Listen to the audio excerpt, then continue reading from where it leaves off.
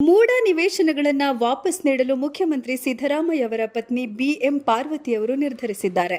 ಈ ಸಂಬಂಧ ಮೂಡ ಆಯುಕ್ತರಿಗೆ ಅವರು ಪತ್ರ ಬರೆದು ಸಮಗ್ರ ತನಿಖೆಗೆ ಆಗ್ರಹಿಸಿದ್ದಾರೆ.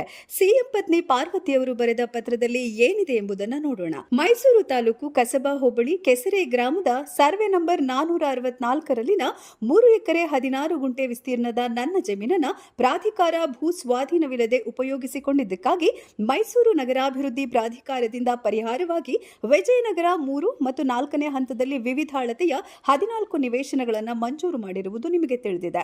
ಮುಂದುವರೆದಿದ್ದು, ಮೈಸೂರು ನಗರಾಭಿವೃದ್ಧಿ ಪ್ರಾಧಿಕಾರದಿಂದ ನನ್ನ ಪರವಾಗಿ ಕಾರ್ಯಗತಗೊಳಿಸಿದ 14 ನಿವೇಶನಗಳ ಕ್ರಯ ಪತ್ರಗಳನ್ನು ರದ್ದುಗೊಳಿಸುವ ಮೂಲಕ ನಾನು ಪರಿಹಾರದ ನಿವೇಶನಗಳನ್ನು ಒಪ್ಪಿಸಲು ಮತ್ತು ಹಿಂದಿರುಗಿಸಲು ಬಯಸುತ್ತೇನೆ. ನಿವೇಶನಗಳ ಸ್ವಾಧೀನವನ್ನು ಸಹ ಮೂಡಾಗೆ ಮರಳಿ ಹಸ್ತಾಂತರಿಸಲಿದ್ದೇನೆ. ದಯವಿಟ್ಟು ಈ ನಿಟ್ಟಿನಲ್ಲಿ ಆದಷ್ಟು ಬೇಗ ಅಗತ್ಯ ಕ್ರಮಗಳನ್ನು ಕೈಗೊಳ್ಳಿ. ನನ್ನ ಪತಿಯಾಗಿರುವ ರಾಜ್ಯದ ಮುಖ್ಯಮಂತ್ರಿ ಸಿದ್ದರಾಮಯ್ಯ ಅವರು ತಮ್ಮ 40 ವರ್ಷದ ಸುದೀರ್ಘ ರಾಜಕಾರಣದಲ್ಲಿ ಯಾವುದೇ ಸಣ್ಣ ಕಳಂಕವು ಅಂಟಿಕೊಳ್ಳದಂತಹ ನೈತಿಕತೆಯನ್ನು ವ್ರತದಂತೆ ಪಾಲಿಸಿಕೊಂಡು ಬಂದವರು.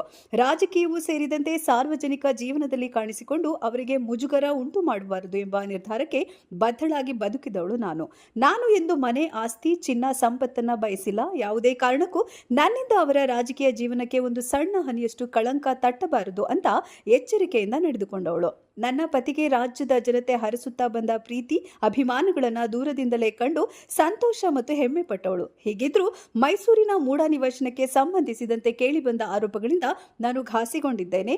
ನನ್ನ ಸ್ವಂತ ಸೋದರ ಅರಿಶಿನ ಕುಂಕುಮದ ಭಾಗವಾಗಿ ಕೊಟ್ಟ ಜಮೀನಿನ ಬಾಬು ಪಡೆದ ನಿವೇಶನಗಳು ಇಷ್ಟೊಂದು ರಾಧಾಂತವಾಗ್ತಾ ಇದೆ.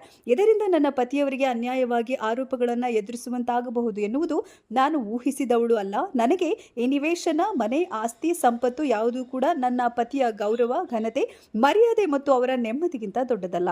ಎಷ್ಟು ವರ್ಷಗಳ ಕಾಲ ಅಧಿಕಾರದಲ್ಲಿದ್ದ ಅವರಿಂದ ಏನನ್ನೂ ನನಗಾಗಲಿ ನನ್ನ ಕುಟುಂಬಕ್ಕಾಗಲಿ ಬಯಸದೇ ಇದ್ದ ನನಗೆ ಈ ನಿವೇಶನಗಳು ತೃಣಕ್ಕೆ ಸಮಾನ. ಈ ಹಿನ್ನೆಲೆಯಲ್ಲಿ ವಿವಾದಕ್ಕೆ ಕಾರಣವಾಗಿರುವ ಮೂಡಾದ 14 ನಿವೇಶನಗಳನ್ನು ವಾಪಸ್ ನೀಡಲು ನಿರ್ಧರಿಸಿದ್ದೇನೆ.